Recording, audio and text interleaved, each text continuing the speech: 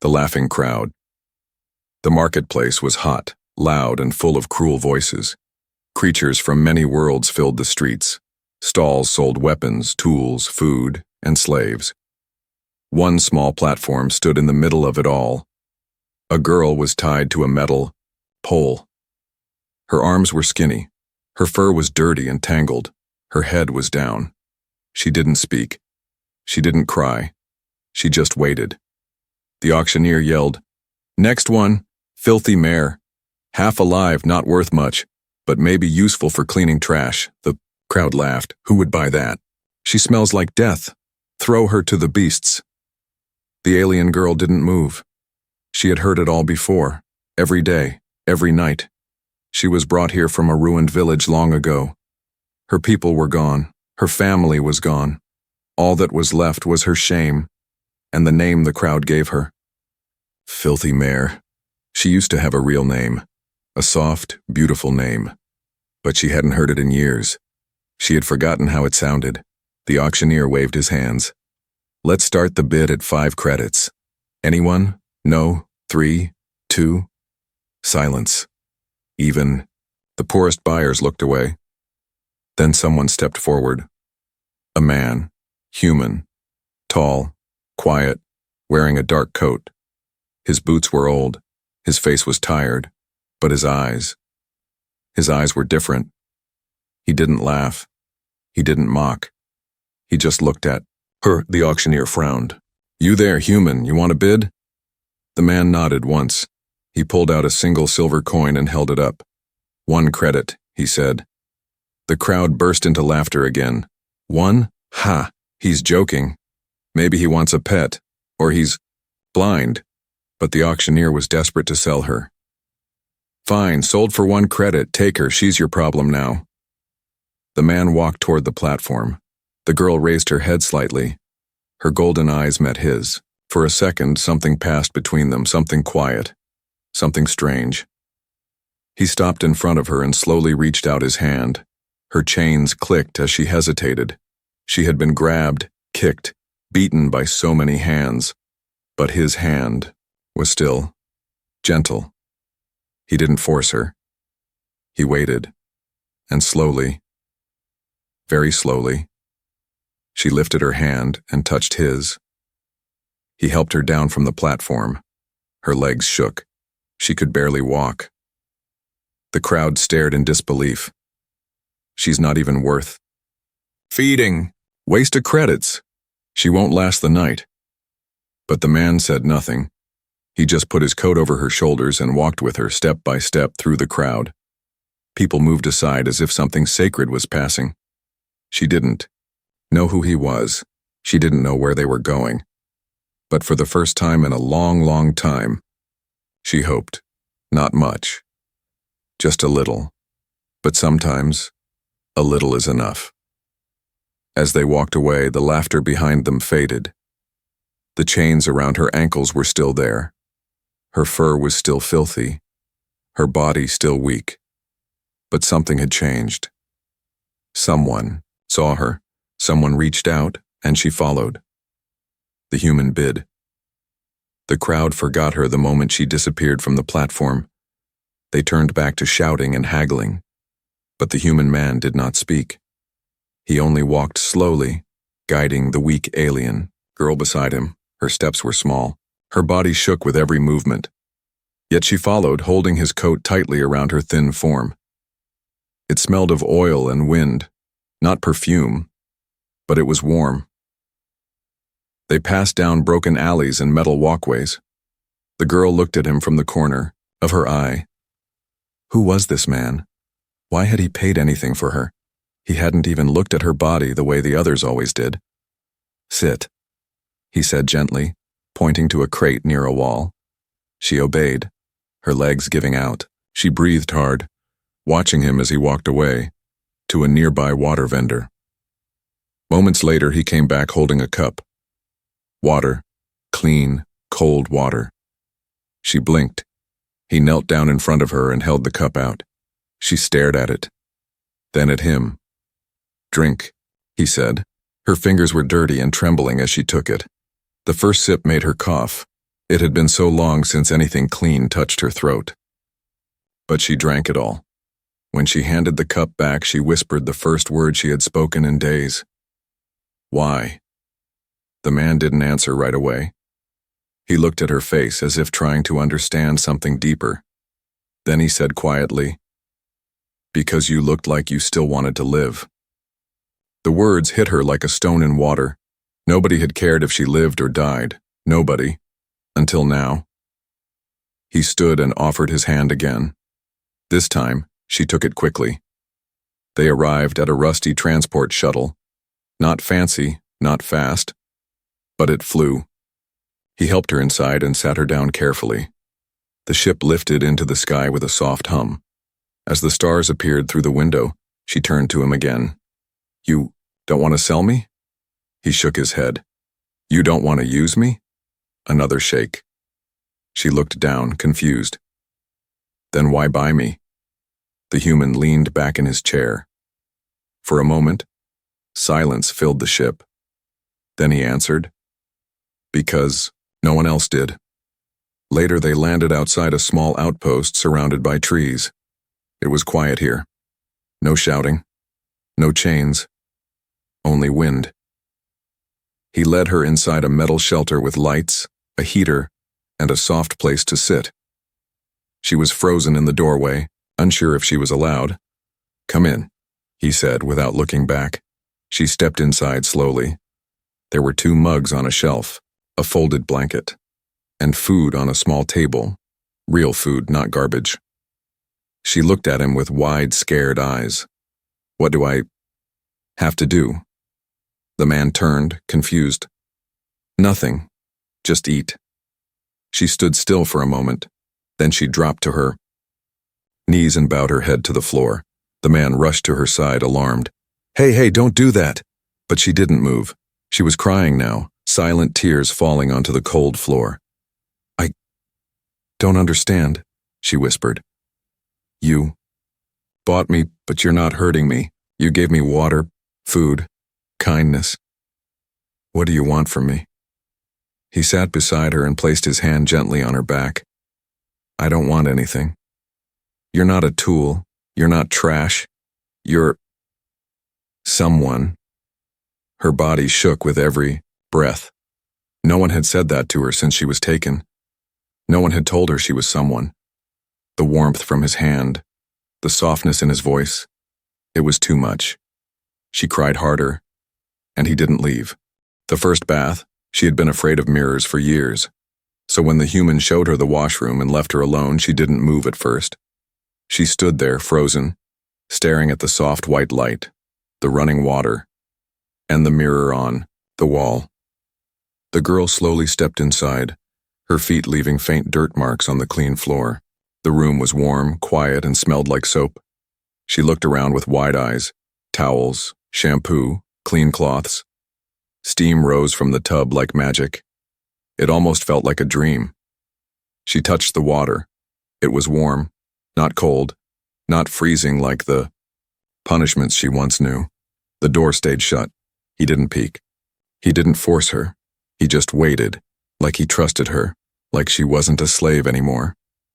Her hands trembled as she undid the dirty straps of her torn dress. The fabric dropped to the floor. She saw herself in the mirror and looked away in shame. Her ribs showed. Her fur was stuck in patches. Her eyes looked hollow. "I'm not a mare," she whispered softly to herself.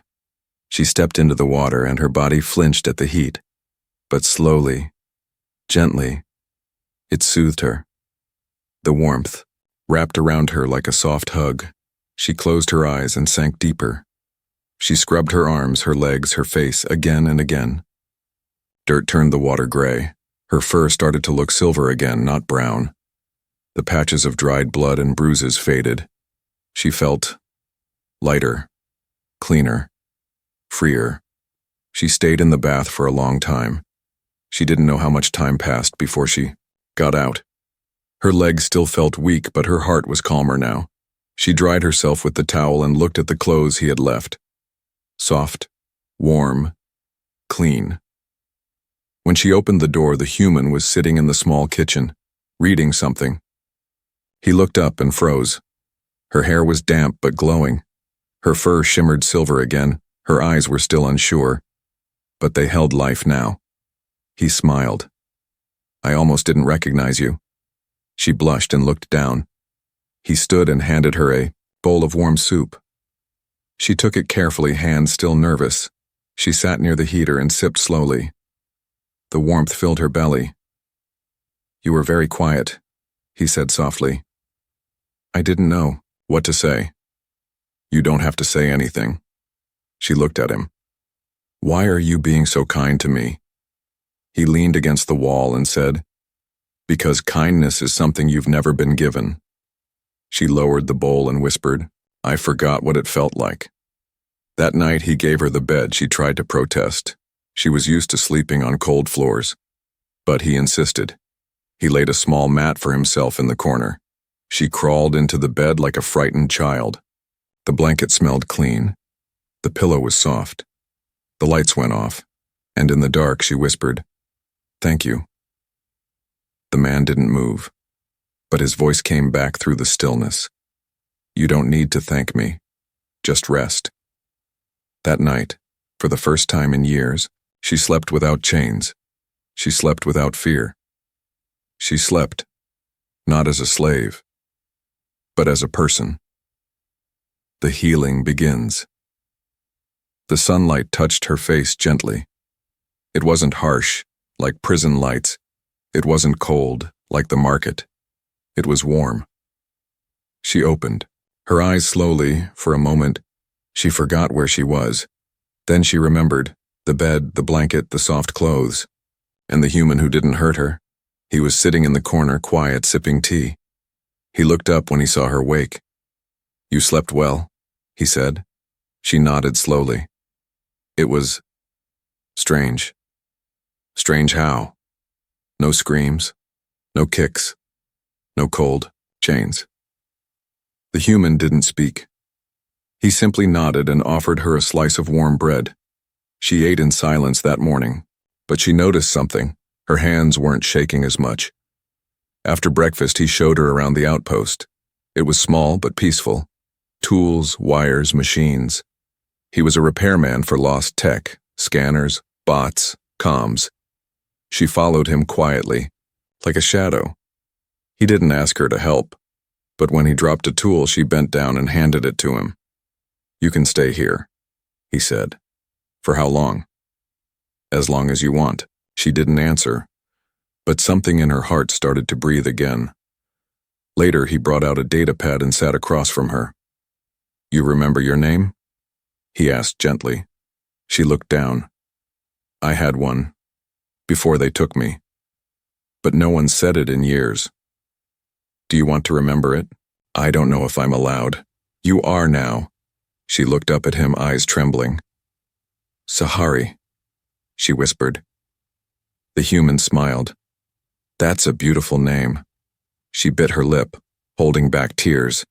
That name had once belonged to a little girl with flowers in her hair. Not to the slave the world called filthy mare. But maybe that girl still lived, somewhere inside. That evening, they sat under the stars.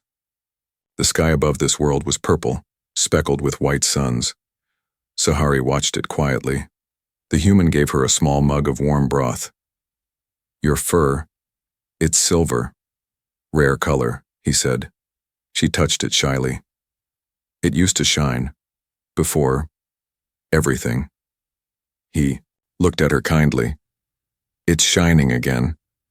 She turned her face away, but a small smile touched her lips. The next day, something changed. She walked outside by herself. She stood in the sun, felt the wind. She even helped clean some of the tools without being asked. The human watched but didn't interrupt. He didn't clap or praise. He just let her move at her pace. That was the secret. He never pushed. And because of that, she began to walk forward on her own. Days passed. She started talking more, asking about machines, about Earth, about stars, and One night, while watching him fix a drone, she said softly, "You didn't ask my story. I figured you'd tell it when ready." She nodded slowly, and then she told him everything. How raiders came, how her parents were killed, how she was chained, sold, renamed, beaten, how hope had died. By the end, she was crying again, but this time she wasn't alone. He sat beside her, not saying much, just being there, and that meant more than words ever could. For the first time in her life, she felt like she wasn't healing for someone else. She was healing for herself. And that was power. The festival incident. She hadn't seen a crowd since the day she was sold. So when the town's yearly trade festival arrived, Sahari froze at the door. Music echoed through the hills. Lights flashed in the sky. Aliens of every kind moved through. The streets in bright colors, laughing, shouting, dancing. It looked like a dream, but to her it felt like a nightmare. She turned to the human, her voice quiet. "You want me to go there?" He nodded gently. "Only if you want to. You're free now." The word still felt strange on her tongue, free. It sounded too big, too heavy. But then she saw the kindness in his eyes, the same eyes that had never judged her, even when she was covered in dirt and chains. So she took a deep breath. "I'll try." They walked through the marketplace together.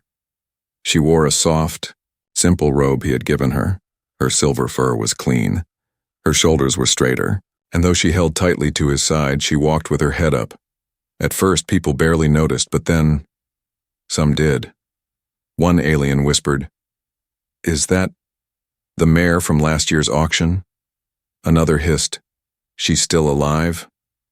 A third voice sneered loudly, "Look, she even thinks she's someone now." Laughter followed. Sahari flinched, but the human didn't stop walking. He held her hand tighter. They reached a fruit stall. The vendor stared at her, then spat on the ground. "We don't serve trash here." Sahari stepped back quickly, her ears folding, but the human didn't move.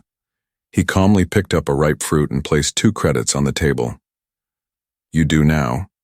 The vendor looked furious, but took the money without a word. The human handed the fruit to Sahari. "This one's sweet," he said with a soft smile. She stared at the fruit in her hands. Her fingers shook. She had never been allowed to choose what she ate, never been given anything. They kept walking. But the crowd had noticed her now. Whispers grew louder. "She's walking like she's someone. She was sold for a single coin." I saw her chained like a dog, then splatter. A rotten fruit hit Sahari's shoulder. She froze. The smell of rot spread instantly. Laughter exploded from behind. She turned around, her face pale, body tense. Her old life rushed back in a storm of fear. But then, another splatter. This time, it didn't hit her. It hit the human, right across his chest. He stood there, not angry, not ashamed. He simply raised his voice. "Enough." The laughter stopped. He turned slowly, his eyes hard now. "She has more strength than any of you. You called her filthy mare, but not one of you offered her help. No one answered. She's not your joke. She's not your shame. She's someone." He took off his stained coat and placed it over Sahari's shoulders, and then he said, loud and clear, "She is under my protection now." Sahari stared at him, speechless. Her heart raced. No one had ever defended her. No one had stood for her. She blinked back tears. They left the market without another word. The crowd didn't follow. The whispers died. But something else began to grow in her chest. Not just safety. Not just freedom. But pride. That night, sitting by the heater again, Sahari whispered, "Why did you do that?" He looked at her gently. "Because you needed someone to remind them you're not invisible." She placed the untouched fruit beside her. Then she did something she never thought she would again. She smiled. A name and a necklace. The package was small, wrapped in old cloth tied with simple thread. Sahari found it resting on the table one morning just after she swept the floor. The human had left early to fix a damaged signal tower nearby. He hadn't said anything about it before he left. She stared at the bundle for a moment, her heart unsure. Was it for her? Her hands reached out slowly, carefully. Her fingers untied the knot like it might vanish if she pulled too fast.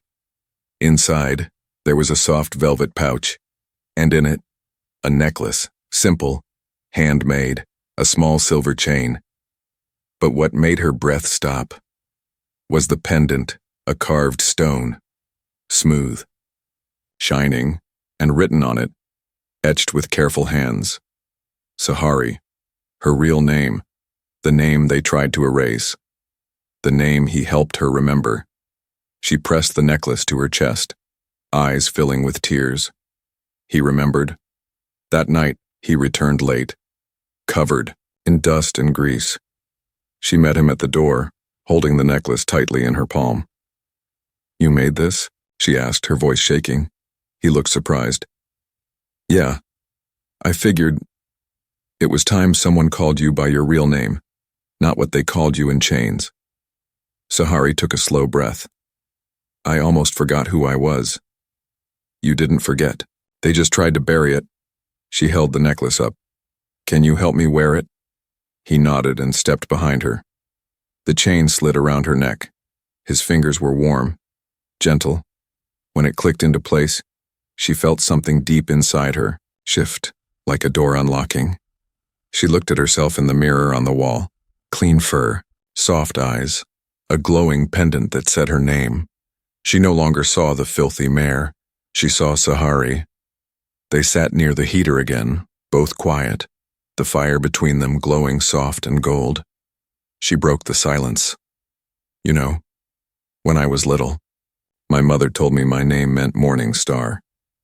She said I would guide others in the dark." The human smiled. She was right. Sahari looked at him. "You never told me your name." He chuckled. "I guess I didn't?" She tilted her head. "So, what is it?" "Arlen." She said it softly. "Arlen." It felt warm in her mouth. Safe. He looked at her for a long second, then stood and walked to a small locker. From it, he pulled out a second bundle. He handed it to her without a word. She opened it slowly. Inside was a folded scarf, woven with patterns from earth. She touched it with wide eyes. "For me?" He nodded. "You're part of this home now. You deserve things that are yours."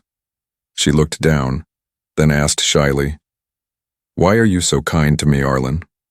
He paused, then said softly, "Because someone has to start." Later, when she laid on the bed, fingers brushing the necklace, she whispered to herself, "I am Sahari, not a slave, not a joke. I am someone." And this time, she believed it. The wife no one expected. She stood in front of the mirror for a long time that morning. The soft scarf Arlen gave her was wrapped around her shoulders. The necklace with her name rested gently over her heart. Her silver fur was brushed, and her eyes looked alive. Sahari had once forgotten who she was, but now every part of her whispered the truth. She had returned, not as property, not as a broken thing, but as a woman, as herself. Outside, Arlen was fixing a sensor near the garden when she stepped out. He looked up and stopped. Sahari had never looked so calm, so strong. Her posture was straight, her gaze steady. She walked up to him silent until they stood only a breath apart. Then she spoke, soft, but clear. "Do you remember the day you bought me?" He nodded. "I do. You gave one coin. You offered your hand, and you let me walk beside you." He smiled. "You were never below me, Sahari." She looked down for a second, then raised her eyes again. "I have nothing to offer," she whispered. "No gold, no beauty like the others. I was mocked, shamed, sold like an object. But," she continued, "I want to give you one thing, my choice. And today, I choose you." Arlen froze. You mean? She nodded. Her voice shook slightly. If you'll have me, I want to be yours. Not because you saved me, but because you saw me. A long silence passed between them. Then he reached for her hand, held it tightly. I don't want anyone else, Sahari, he said. Not then. Not now. Not ever. Word spread across the town in whispers. The human who bought the filthy mare married her. The same crowd that once laughed now stared in silence as the two walked side by side through the market. Heads turned. Some muttered, some scoffed, but others, those with quiet hearts, bowed their heads in respect, no longer chained, no longer afraid. Sahari walked like a star reborn. There was no grand ceremony, just two hands holding tightly in the light of the setting suns, just two people who found each other in the ruins. Later that night, as they sat beneath the sky, stars blinking overhead, Arlen turned to her. Do you still hear their voices? Sometimes, Sahari said, but they don't hurt anymore. Why? She leaned her head on his shoulder. Because now I have one voice louder than all of them. He smiled. Whose voice is that? Mine. And so the one they once called Filthy Mare became the wife of the man who gave her back her name, her hope, and her freedom. Not because she was saved, but because she chose to live again. The end.